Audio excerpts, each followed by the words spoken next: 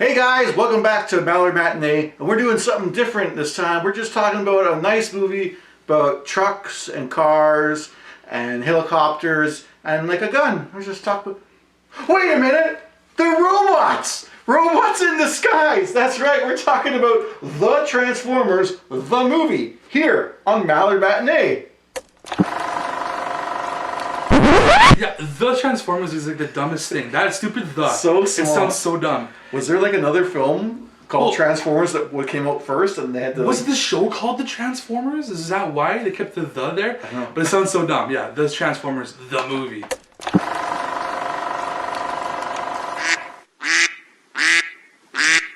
Hey guys, welcome back to Mallard Matinee. Yes, we are talking about I'm just going to call it the Transformers movies for the most part because it's got such a weird title. Yeah. The Transformers, the movie. We're going to be talking about some 80s nostalgia, really, with this 86 movie, right? It's as old as us, man. Old as us. Yeah.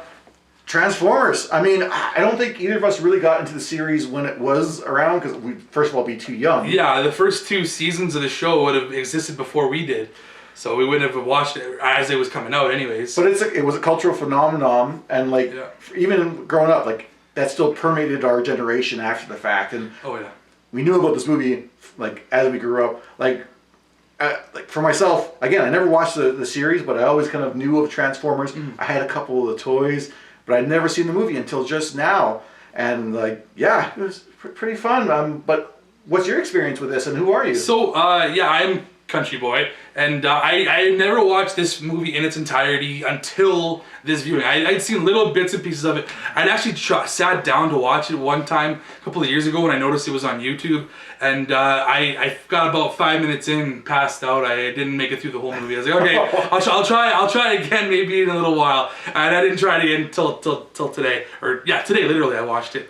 But I had a fun time with it, and it's a movie that is it's as old as us, and it looks like it's as old as us when you watch it. Yeah, and we have seen like Transformers, like new stuff, like the Michael Bay Transformers movies and stuff. The most recent one, Transformers 1. Yeah. That's a fantastic movie. I'll stand die on that hill. I will die on that hill. Nobody went and saw it, but I think that is probably the best Transformers movie I've seen. When you say no one saw it, like were you guys the only one in the theater too? No, it wasn't dead. It was maybe half full.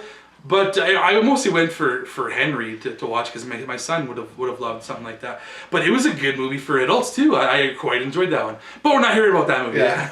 But yeah, and I just want to say, like, we do have the VHS here. It was my intention to watch it on VHS. I have a VCR, but I think my cables for it are screwed up. So I put it in. I could hear the audio, but I couldn't get anything. This was a loan from our friend Muskeg, who you can find on Wasted Opinions, which is another channel we're on. Yeah. He had this. He was lucky enough. Like, he's a sport little brat of a shit growing up.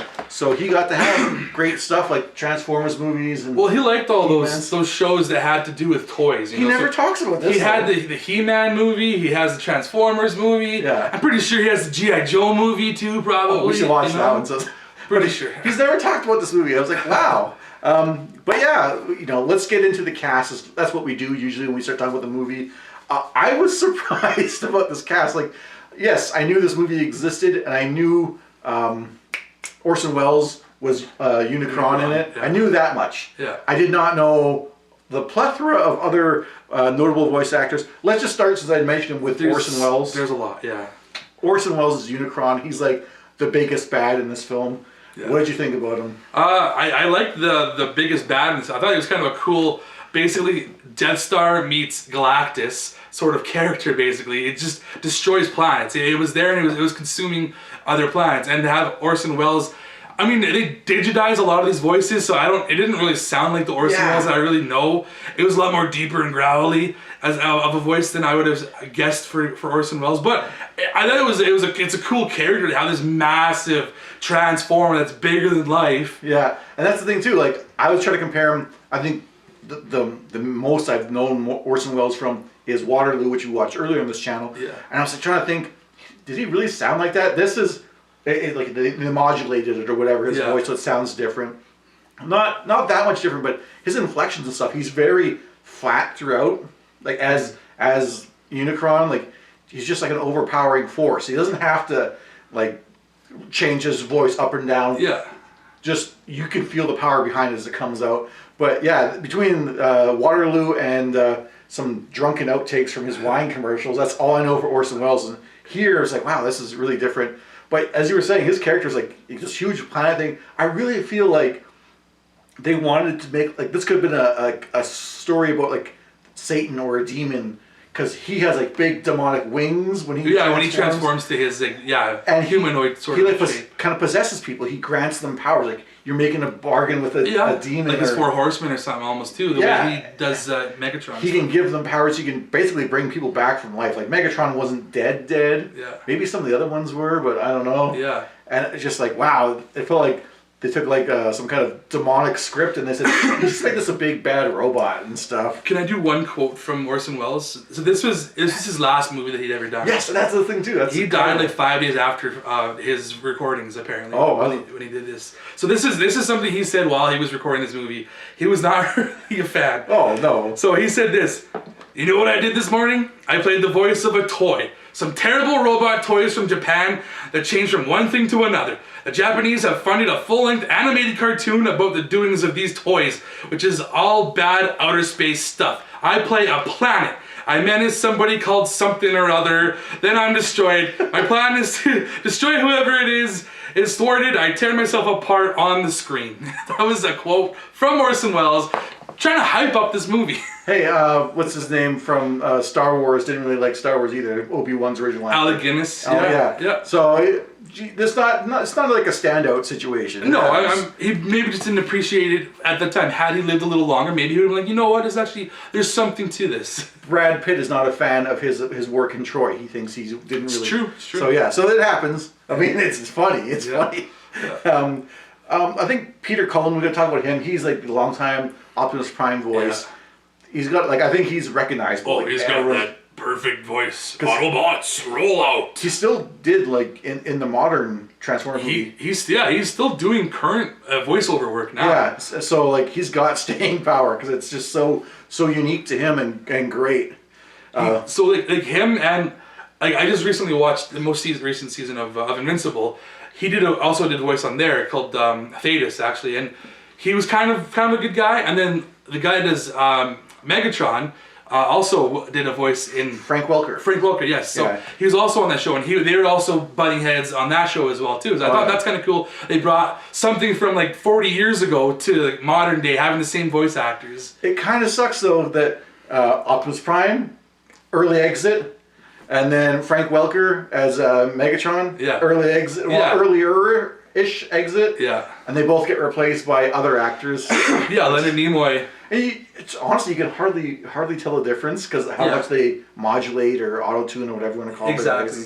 But yeah, Leonard Nimoy plays Galvatron. Yeah. What do you think about him? Like, I mean, I kind of wish it was just straight up Optimus Prime versus Megatron. I do wish it was still Megatron and not Galvatron so much.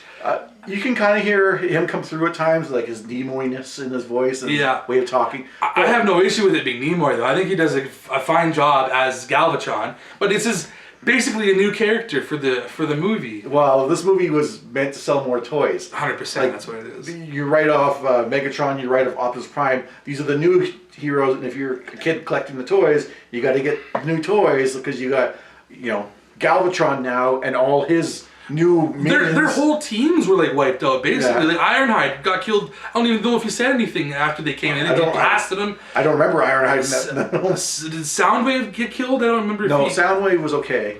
And then Starscream ends up getting. He has a coronation. They ruined his coronation. I was Starscream should come back, but he doesn't. I love Starscream. I mean, I like that he's a shit. Like I said, I never really watched. He just hates Megatron. I love it. I never watched the old series, but I knew he was like a shit disturber that couldn't be trusted. I love that he like starts kicking Megatron when he's down. Kicks when he's down. The first thing he does. Yeah, and then it's like the train says we gotta get rid of the dead weight. They're like, no. Yeah. And his voice is meant to be annoying too, which is just the cherry on top of the character. Yeah, it has that high pitched kind of raspiness. So going outside of that, Eric Idle, who comes in way late. Like I like Eric Idle a lot. Yeah. And I was just waiting for him to come in. I'm like, did I miss him? Like, there are so many robots in this film. I was wondering what you would think of him, because I know you're a fan of Eric Idle and like the whole Monty Python crew.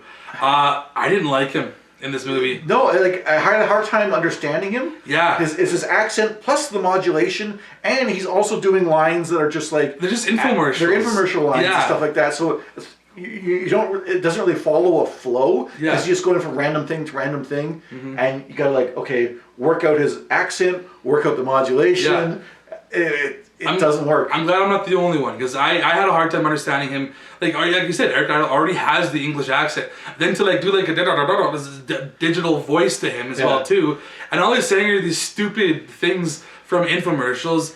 I was like, and it doesn't look like. I mean, his character's kind of neat. He's got like a mustache and stuff, and they're like live in a scrapyard. It seems like a scrap planet. I kind of liked the look of the character, but I did not like the way that they depicted Eric Idle in this movie. I feel like they were supposed to be kind of like almost like the Ewoks, that they were like a native tribe, because they have to use like the universal greeting. Then they have like a big dance. Yeah, they butted heads first. It felt like Ewoks to me. Yeah, I could see that. But then they get just destroyed too. I mean, I don't want to get to the plot too much here, but yeah.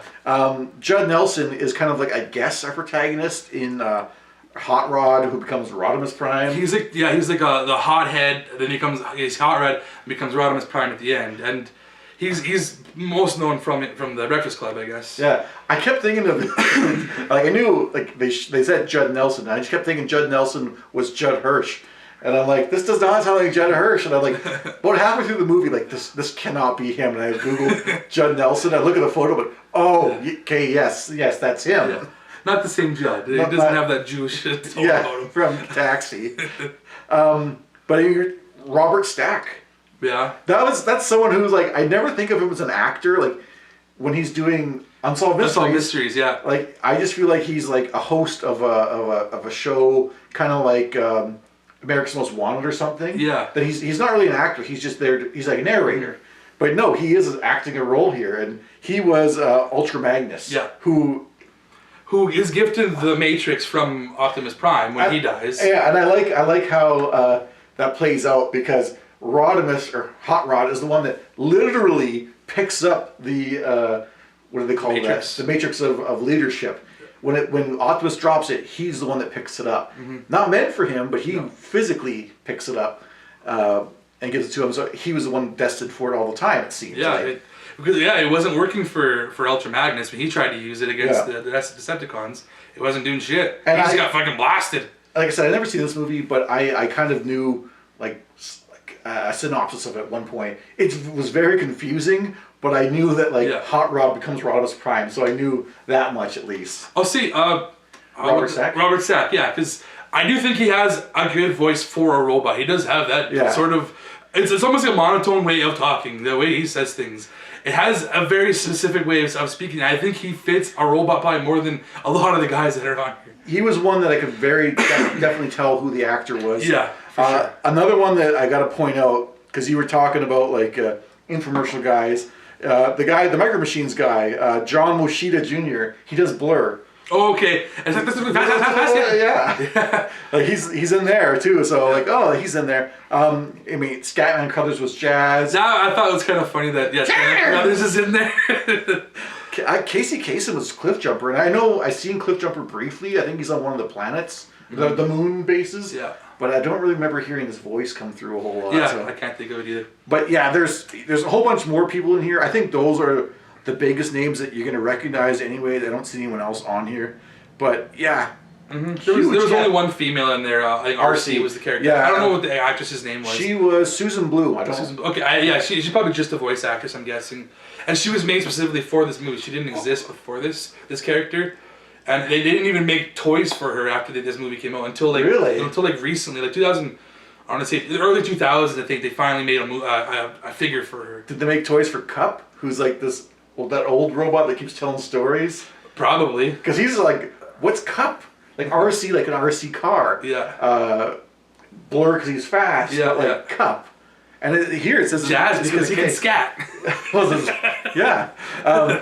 I gotta wonder as well. I don't know if you know this, or someone can put that in the comments.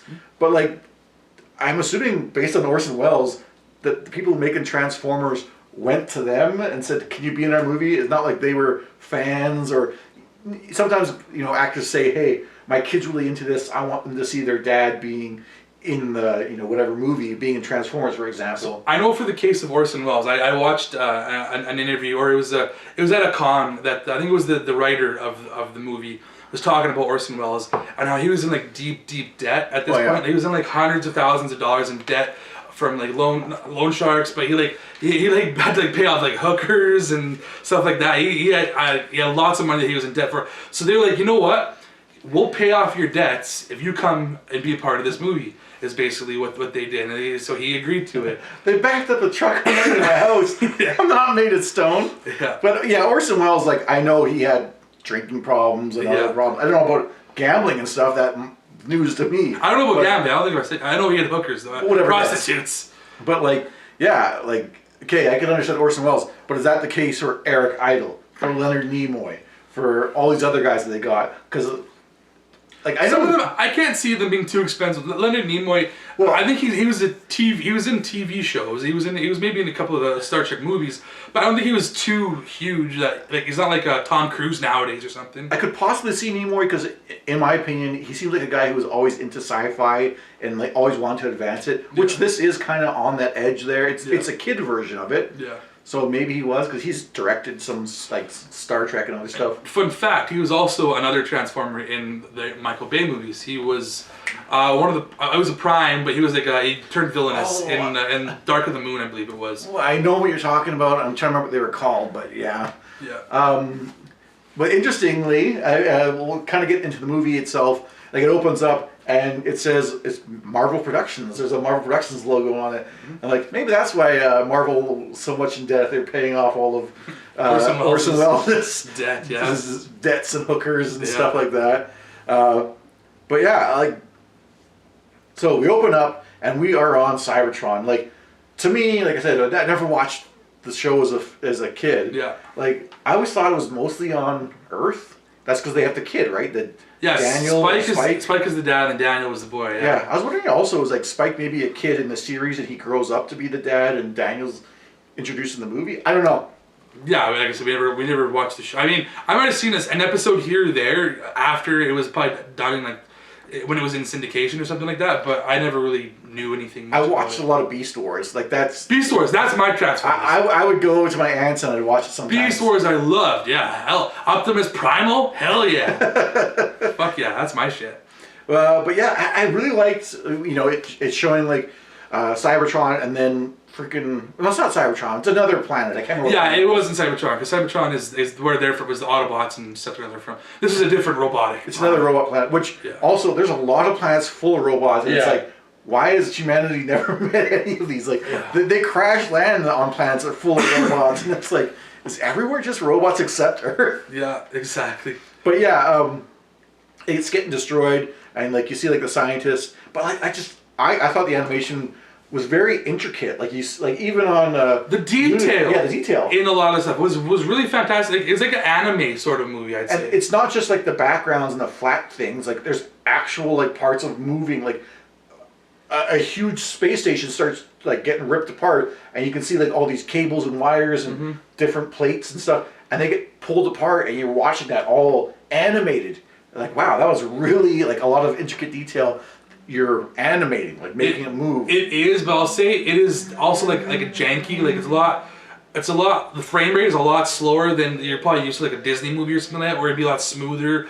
Whereas this movie is really a lot more like moving parts are kind of like, it's just janky. The motion of everything is janky, but the detail and everything was just fantastic, I'd say. I was worried because in the beginning, like that first planet, a lot of the robots all look exactly the same. Like, maybe some slightly different. I was like, I wrote in my notes like, oh, are they going to be like all looking like this? Aside from the standouts, but like, no, I mean, that was just a different planet altogether. I mean, we go to other planets where like they have like the Sharky bots, and they all look the same too. But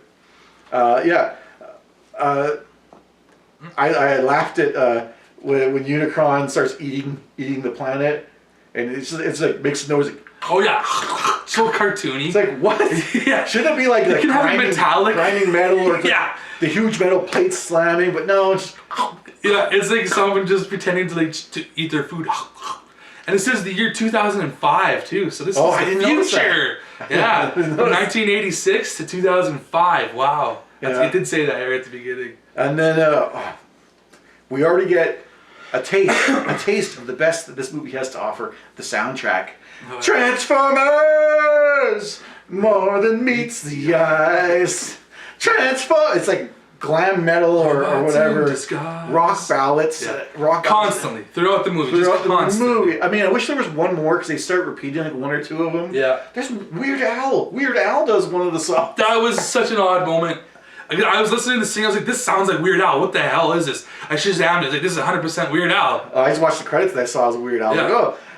But I just wish, because we see that with Eric Idle's character. That seems to be his theme. He shows up later and they play the same song. That kind of bugged me a bit. Like, the song itself was fine, but like it felt like we had maybe 5 songs and then we hear them reused from time to time, right? Yeah, like the Transformers one, and then the You got the touch, you got the power, yeah. Bum, bum. I'll say a lot of the times the songs weren't used properly. I don't think they just had it pumping in the background. I don't think it matched the tone of what was happening. Like, you got the touch, you got the power, and then like there'd be a song that'd be similar to that maybe, and like the Decepticons are just destroying the Autobots, and it's still like this rock ballad that's like sounds like pump up music. It's like, no, you're killing all of our favorite characters from the show. I wouldn't say a lot of the time, but it does happen like 30%. In my opinion, I would say like more like 30% of the time. Well, the Weird Al song, I have it written down which one it was. It was called Dare to Be Stupid, and they came out of nowhere. It was so dumb. Yeah. They were like chasing after the Autobots on the scrapyard, like trying to destroy them, and that song's playing in the background. It was weird. And a lot of these deaths we're seeing here, like they look like, I know this is kids film and they shoot lasers instead of guns, but they still, like, there's painful deaths. Like Optimus Prime gets shot like 3 or 4 times, like gut shot. So he's like feeling it. Yeah, you hear them in pain when they get destroyed. Or there's like robots that go into acid and they're like, yeah, exactly. Ultra Magnus gets like beaten to pieces. Or Unicron at the very end, his fucking head's just floating in space. Yeah, like, was he dead? Because they show him, it starts going around the planet, like he's orbiting the planet with his head, and then it stops. And it's like, oh, are we going to see, maybe I don't want to say he winks. Yeah, exactly. But both of his eyes were smashed out, so he couldn't wink. Or they just glow. Maybe his eyes glow again or something. I don't know. But yeah, we see like Cybertron. Now we see Cybertron when it comes back, and apparently the Decepticons have control of it. I don't know the show if that was always the case or that was something new or whatever. But then the Autobots have these 2 moon bases that are circling it, and they're prepping for an attack. And there's, I don't know what the name of it. There's the bird. Is it Raptor? You're saying backwards, aren't you? Wasn't it the Decepticons that were on the moon? No. Oh, it was Autobots. Autobots were the ones on the moons? Okay. Yeah, because it's Bumblebee. Bumblebee's a good guy. Okay, sorry. And Spike's dad. I couldn't remember who was on Cybertron at the time. Yeah. My bad. But Daniel's dad is on there too, on the moons. Okay. But and they're like making a plan. They're ready, which for some reason they say we can't get this message to Earth to get like to Autobot City, but like just by sending it, we have to send a ship. Which, many times later on, we see them just sending it like a radio signal. Yeah. So I don't know why this was so important to just actually send everyone away from your base. Mm-hmm. But it was so stupid because there was like a bird that lands there and he's like eavesdropping in. It's like, this is a robot. Yeah. Like, it's pretty obvious. Birds are not stealthy here because birds don't exist on Cybertron or whatever. So if you saw a flying bird, you'd be like, what the fuck is that? Like, everyone look. Yeah. So that was kind of stupid. The Decepticons with Megatron figure all this out before the ship gets to Earth. They attack it, kill everyone on board. Yeah, it was brutal. They just go in there and just. So it's like I wrote down. Megatron says. So, anyways, they started blasting. He goes in there. He just fucking destroyed them all. Yeah. I was like, holy crap! There was like no fight back either. Just. I think maybe some guys got hit, but they were just like glancing blows, and they're like, "No, we're fine." I'm pretty sure. Yeah, Ironhide was one of the guys in there. He's like one of the right hand men of fucking Optimus Prime, and he's just gone in like 5 minutes. Yeah, and so they kill everyone on board that ship, and they're like, "Yeah, we're gonna go take over this Autobot city," which I don't know how big a city is, but I mean, I feel like one shipload of Decepticons shouldn't be enough to take on a whole city. Yeah, I know. It was like 5 or 6 of them. that were there. Well, there was more because they form what's that? The giant, yeah. I forget what Devastator. Devastator, yeah. They form Devastator. Combiner one, yeah. It's so hard to tell though because these ships seem to like change size. Like Astro Chain, we see Nothing's later. consistent. Astro Chain is like the same size as them, and he becomes big enough that they can all fit in him. Well, that's even like Megatron. He's the size of the rest of the Decepticons. They become small enough to become a gun. That's what I always like. I know it's not just the movie; it happens in the TV show. But like Megatron, I turn into a gun. Although I'm only going to be about like this big, and I need someone to hold me and shoot me. Exactly. Like as Galvatron, he becomes like a mortar kind of thing. Exactly. That's more realistic. I think it makes more sense. Anyways, he can do it himself. He just needs someone else. Exactly. Doesn't have someone to pull the trigger. But yeah, they go to Earth. And that's where we could see like Daniel and all the other Autobots. Like Daniel and Hot Rod are playing. They're fishing. Yeah. Fishing. Daniel hops on his hoverboard to skate back to Autobot City. Almost immediately, he fucking biffs it. Yeah. And Hot Rod's like, get in here, get a real ride or whatever. Yeah. He says, yeah.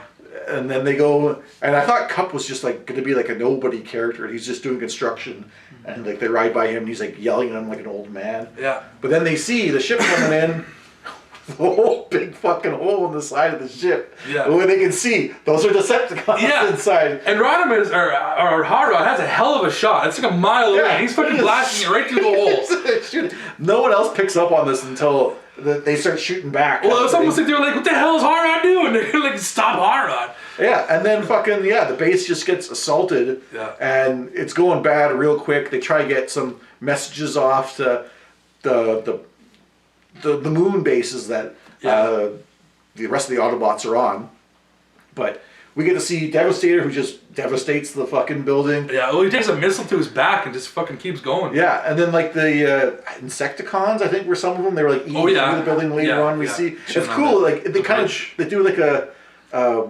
highlight reel of all your favorites, right? Kinda, yeah. Because then before they're gone. Because then you get to see, right when the Decepticons are breaking through to all the Autobots are inside, which like 5 of them. Yeah. There's RC. I don't know who the other one is. Daniel, Cup. Yeah. So they're breaking in, and then Optimus Prime shows up. Yeah. He's got the cavalry. They got the Dinobots. Yeah. Dinobots in this movie. They're dumb. I didn't know they were so stupid. Oh, I knew they were stupid. I didn't know they were that dumb like that. But they show up, and the Dinobots in the entire film, they are always like on the winning side. Like they never really get hurt, aside from the little slingshot guy.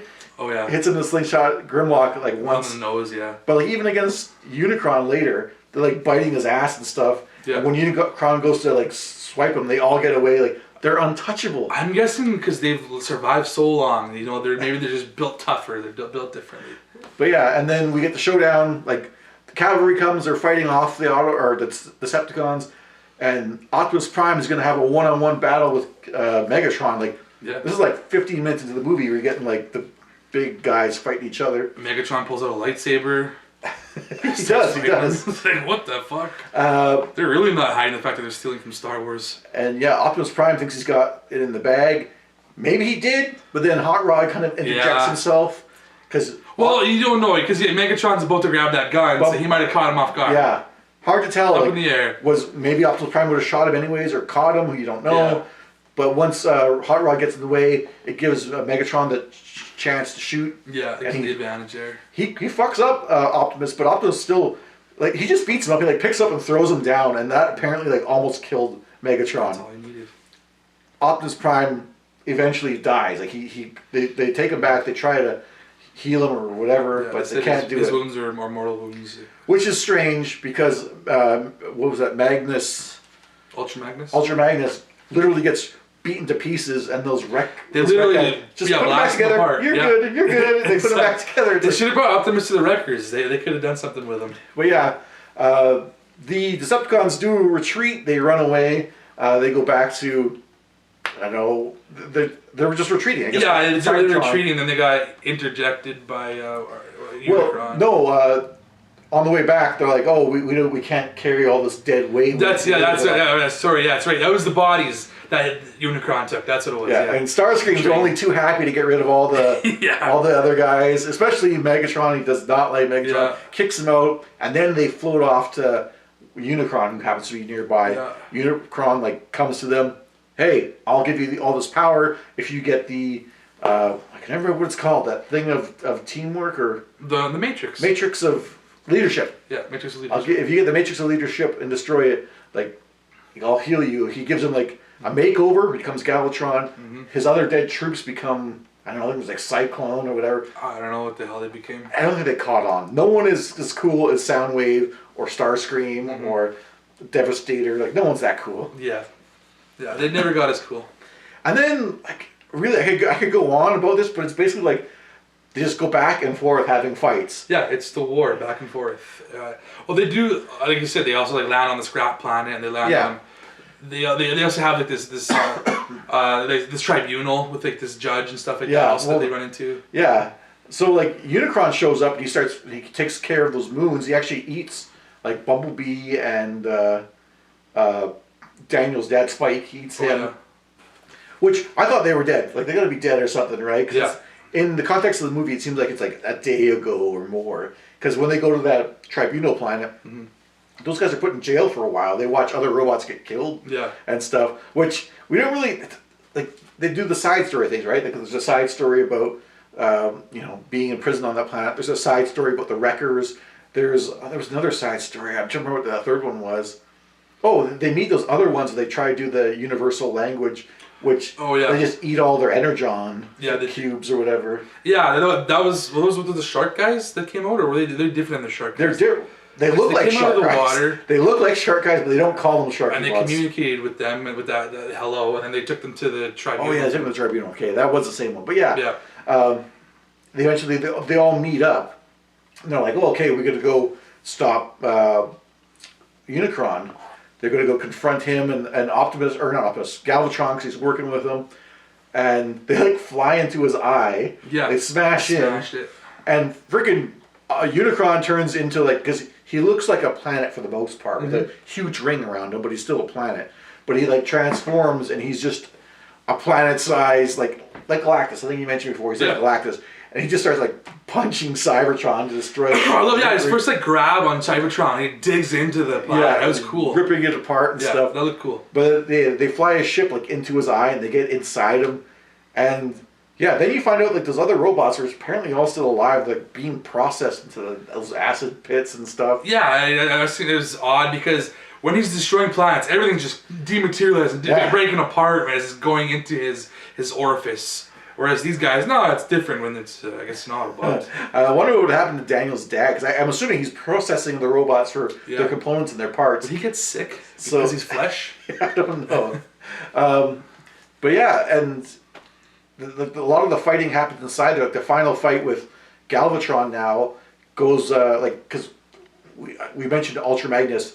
Like he tries to fight off Galvatron earlier and protect the leadership matrix. He gets fucked up, destroyed. Yeah. He repaired, but he loses the Matrix. Yeah. Galvatron kind of accesses it. It has to be Rodimus who eventually gets it from Galvatron, and he opens it up. And just, I guess, opening it is enough to win. Yeah. Never explain why or how. No, but I think it also souped him up too, because he was bigger than he was. He seemed to be changing. He didn't really. He had like a different hood or a different roof on top of him. Okay. He looked like a totally different car. Well, I know when he turns back into a car, he gets like a fucking trailer, and that's what something I was like, why does Optimus Prime always get like a magical trailer that joins on? Does he just park it somewhere really close by all the time and it just happens to be there? Yeah. And the same thing happened with Rodimus. He seemed to get like a trailer type thing when he transforms. But yeah, and then he defeats Megatron and Unicron just blows up like from the power. He just defeats Galvatron. Sorry, Megatron was already beat. Yeah, it doesn't really matter. This is like beating Darth Vader versus beating Anakin Skywalker. Two different entities. But yeah, that's more or less the whole movie. Like it goes back and forth. It's constant action. I'll give you that. Yeah, no, it is constant action. They're always fighting. Yeah, it's constantly something happening on screen. But I question like why was Unicron trying to like destroy him? He was like digging into his own body. He rips off his leg at one point too. Yeah, you just see the fingers coming in and stuff like that. I think is it because they activated the Matrix and he's like no or something? That's what I'm thinking. He was either trying to get them out or the Matrix, but like again, he took out his leg and stuff, and it's just like was it the Matrix that made him blow up? I think so. Was it himself that made himself blow up? It's never really explained. It's not even explained why he's after Cybertron. Like, Yeah. isn't he like a transformer generally as well? I don't know. There's just I guess it's different species. Does he not like them? Did they do something to him to piss him off? It's never explained. Yeah, I don't know. I never really understood that. And then it just ends after he dies, and they just escape. Well, they kind of show briefly that they were gonna like have the the Cybertron was gonna be back to the Autobots, and they're gonna try and live, recreate their society. They talk about it. I don't think it actually happens because more stuff happens in the series. Well, yeah, there's obviously more seasons of the series that happen. Yeah. I just wonder, like, how did they bring back a lot of these characters too that they clearly destroyed in the movie, in the series? Like, what did they do? I wish I knew this stuff. Yeah, I thought Unicron was also way more powerful as his moon form than when he was like transformed. Like, he just seemed to be sucking everything in, and like it disintegrates just from the gravitational power, I guess, or whatever he's using to force it into his mouth hole thing. Yeah. Yeah, I think he might have been more powerful, but maybe he's more versatile with his arms and legs out and his wings. And I was gonna say, I thought I was so worried that Daniel, or any of the human characters really, but mostly Daniel because he's a little kid, that he was gonna be like dragging this film behind, like, oh, we're gonna bring Daniel with us and help him. Like an escort mission constantly. Oh, I got Daniel to take care of. It feels like he's just along for the ride with us. Mm-hmm. Sometimes he's there. He's occasionally in the way, like when he's got to learn how to use the exosuit and stuff. It's like he's tripping and does a flip. Well, then he has to shoot. Like, he's like, you take the shot, Dad. Take the shot. It's like, I'm like 7. He doesn't even know how the suit works. Exactly. He's just figuring this thing out. So, like I said, that's basically the plot. Like, it's just back and forth action. It's for kids. It's not that deep. It is for kids. So yeah, if you overanalyze it too much, you're gonna find a lot of things wrong with it because a lot of it makes absolutely no sense. But yeah, I think we will get into the good, bad, and the ugly now. I don't know if you wanted to start. Yeah, I can start with the good. Sure. So my good is the voice cast. It's just an immense voice cast. I do wish we had some of the classics in there, like Frank Welker and Peter Cullen in the movie longer, because those are the names that you know from the series. And even as someone that hasn't seen the series, I know of these voices. Yeah. And they've continued to be these voices for like even the Michael Bay movies and stuff like that. So I would have liked to have had them more in it. But having people like Orson Welles is a pretty big get, and having even Eric Idle and having Nimoy. Yeah, Leonard Nimoy in there. So those are pretty good names as well in there too. So I thought that was pretty cool having the voice cast in there. I like the animation, like how intricate it was and stuff. Yeah. Like, I don't know, I didn't notice the whatever you were saying, the it was just janky. The frame rate and everything. I didn't notice that much on mine. Like, I don't know. I think we both watched it on YouTube, so it was weird. Yeah. But maybe it's just more of a nitpick for me than it is for you. Well, the thing is, like, I watched like the X-Men '97. And like, that's what I don't understand. This is way jankier than that. This is way more janky. But if I'm gonna give a second one, because I really like the soundtrack too. That soundtrack deserves a shout out. It's all, I think, original music, or at least maybe not the Weird Al. But a lot of it sounds like knockoffs too. But you get what they're going for. Yeah. And like I love that. I loved hearing all those songs. Even if, like, I don't know if I would. You Got the Touch. I would download that one. You Got the Touch. That another fun thing. They use that song also in the Bumblebee movie. Like, when she finds Bumblebee, she turns on the radio, and that's like the first song that comes on. Is You Got the Touch. I was like, oh, that's a cool callback. The Transformers main song too. I like that a lot too. It's great. Getting to the bad. I'll start here. The story is basically non-existent and very simplistic. It's just, they're gonna fight these guys. They're gonna go back here and fight them. They're gonna go back and forth. Briefly splits into these little excursions onto other planets before they fight each other again. Yeah. That's all it is. That's literally what my bad was too. It was the story was just messy. It started off really cool, and then it just kind of goes all over the place. And it's like I said, just them fighting them, them fighting them, them fighting them, them fighting. It's just a bunch of back and forth, and it just does not really even makes a lot of sense. If I was an 8-year-old to 12-year-old, yeah, that's all I want to see. Mm-hmm. As an adult, you want a little bit more, maybe a moral. Some substance. There is no moral to the story. It's just they fought each other. They fought each other a lot. Yeah, be morally just, and then you can become the Matrix owner yourself. Like, Rodimus learned something, and he became the new Prime. Well, you're only like you can be morally just, but you can still get slaughtered unless you have that the matrix of leadership. And then the Ugly. So my ugly, I already mentioned, but it wasn't even a thing for you. It was the jankiness of the movements of the animation. That was my ugly. Oh, mine was Eric Idle. I had such high hopes because like Stack, Nimoy, even Wells, they all were so good. I'm like, oh, Scatman. Scatman Crothers. You're like, you don't have to sound like a robot. He certainly doesn't. No, exactly. Blur doesn't. Yeah. And I was like, okay, like I really want to see how does Eric Idle really fit in this. He doesn't. He doesn't fit in. Not really well. He is like a rock in your shoe. Like it could be really great shoes otherwise, but you're like you can't ignore that. It's always there, and it does not fit. Yeah, he definitely was a standout for the wrong reasons. Yeah. So then we will. We often look at reviews. This is probably where we look at different reviews from people besides ourselves. I like to look at stuff from like Metacritic and specifically the critical reviews that they have on the sites from professionals who get paid to do this. He looks at more of the average Joe ones on Letterboxd generally. Mm-hmm. So I'll start things off here. I like to find something ranked highly, something in the middle, and something low. Doesn't have to be something that I agree with, but it has to be something that I can like. Okay, I understand that point of view, even if I don't believe it myself. But yeah, so we'll start off on the high. Oh, I guess this is more in the middle. I guess I don't know why I put them in this weird order, but IGN as a piece of film history, Transformers the movie, which should be the Transformers. Yeah, you got it wrong already. Is pretty weak, but as an entry into the lexicon of popular '80s culture, the Transformers phenomenon is on par with Matchbox Cars, G.I. Joe, and at the time, Queen Barbie herself. Long live Optimus, long live Transformers. Score of 60 out of 100. Yeah, like I do feel like this thing was like it's of its time. It's a cultural like 80s touchstone. You got to be part of it, like for kids of that generation, like Barbie, Matchbox Cars. Like obviously, this review seems to be looking back. It doesn't seem like it was done at the time. I don't think IGN was. You think it's a retroactive? Yeah, I think so. Review? I mean, I don't think IGN was around at that time. I don't know. It might not have been. Isn't IGN like the I literally stand for internet? Probably. But yeah, like it's not great, but like to look back in that, like that's the '80s vibe, and it's like it's so cool, especially with the soundtrack to have that encapsulated in this movie.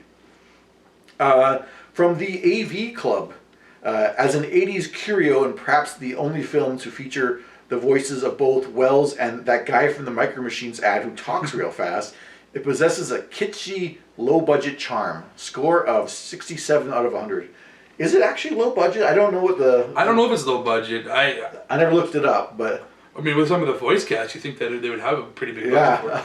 But also, it's Hasbro, so this is probably their first foray into actually making a movie based on a toy line. So I could see them also maybe not putting too much into it because they're testing the waters more than anything. But yeah, it is so cool just to see like this like ragtag group of voice actors like from all over the place, random guys working together for this film that you would not expect most of them to want to be part of. Based off a toy line that's also got a cartoon that's on TV. And it's intended to sell more toys as a exactly. result. Yeah, it's just marketing is all it is. All it is. Yeah.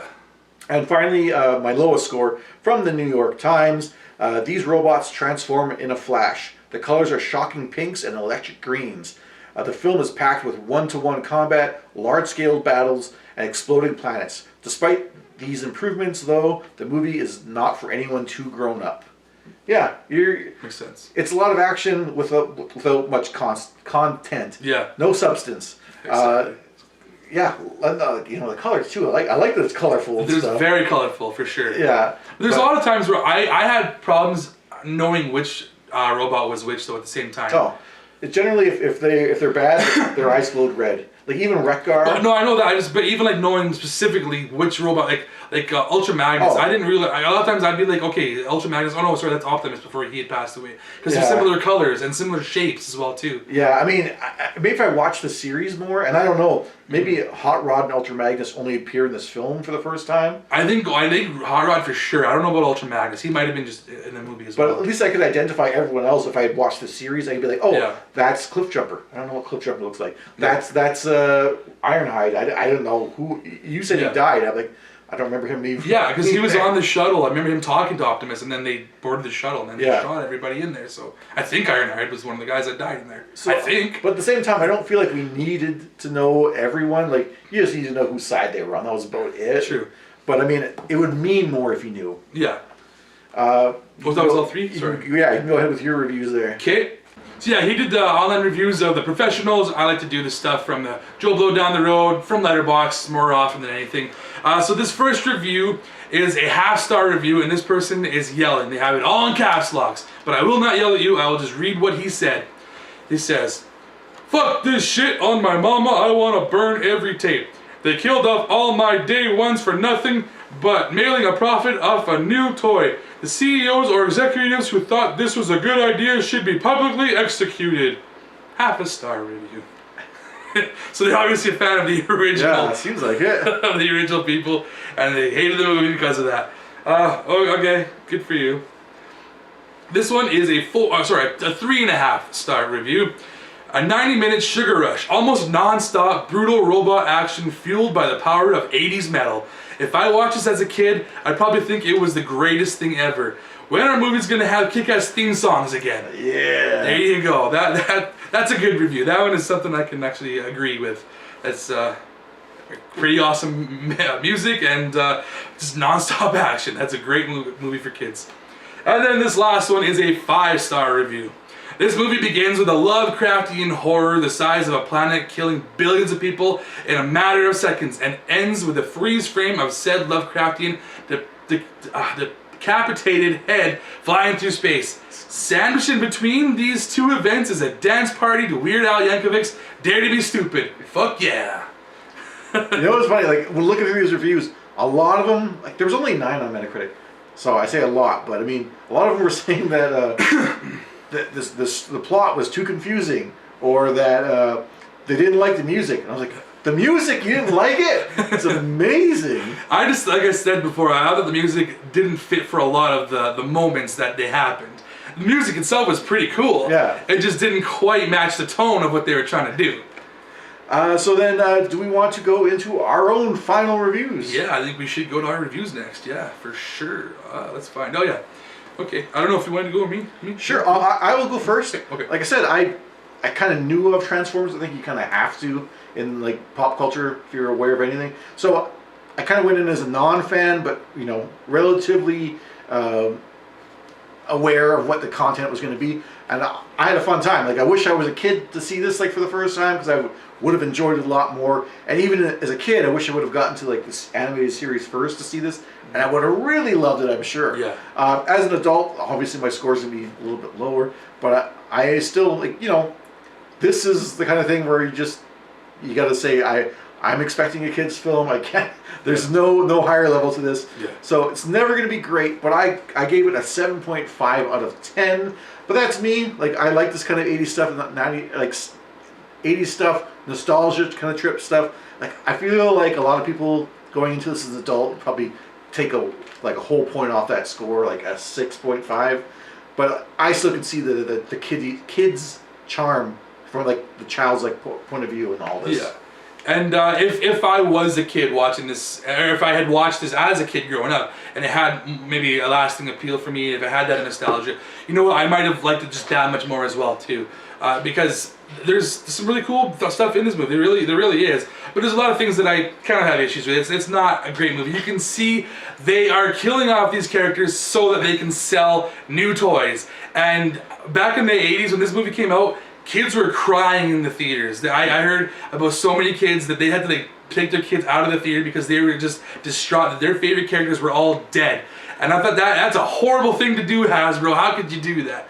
But anyways, but you still love their toys. Beyond that, I don't really have any Transformers toys. Otherwise, it would have really Hasbro brought me. toys. I have Hasbro toys, yes, but it's mostly Marvel Legends.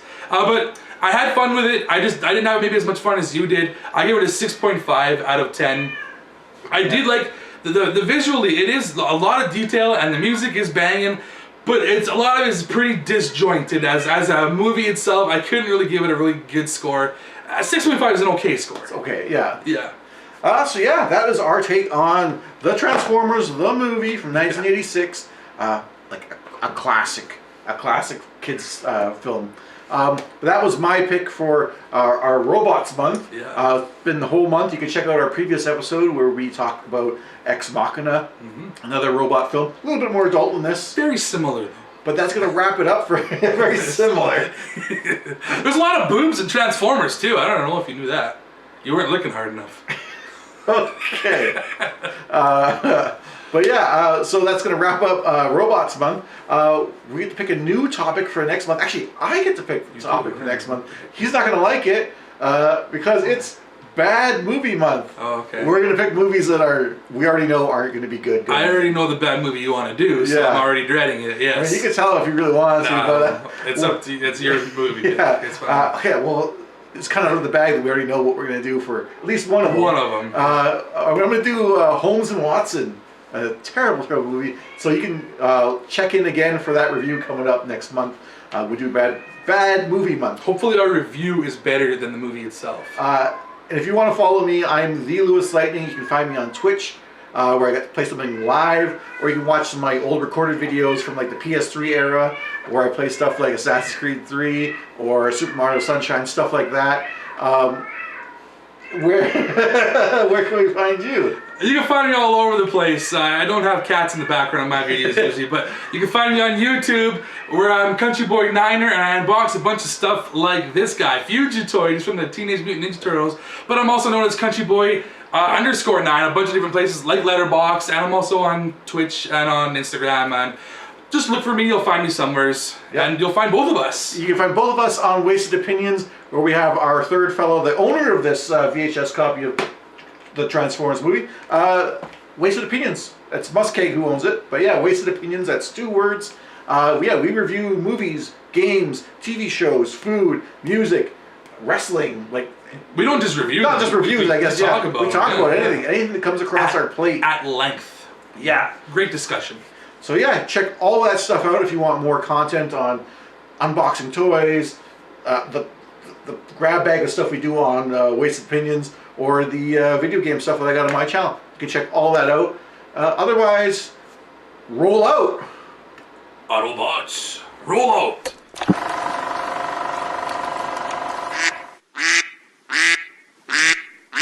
I have one question. So when they were at the tribunal, dude, and he was always saying innocent, he would drop them into the water with those shark things. What happens when they're guilty? Yeah, that was something they never really went into depth into, which they should have.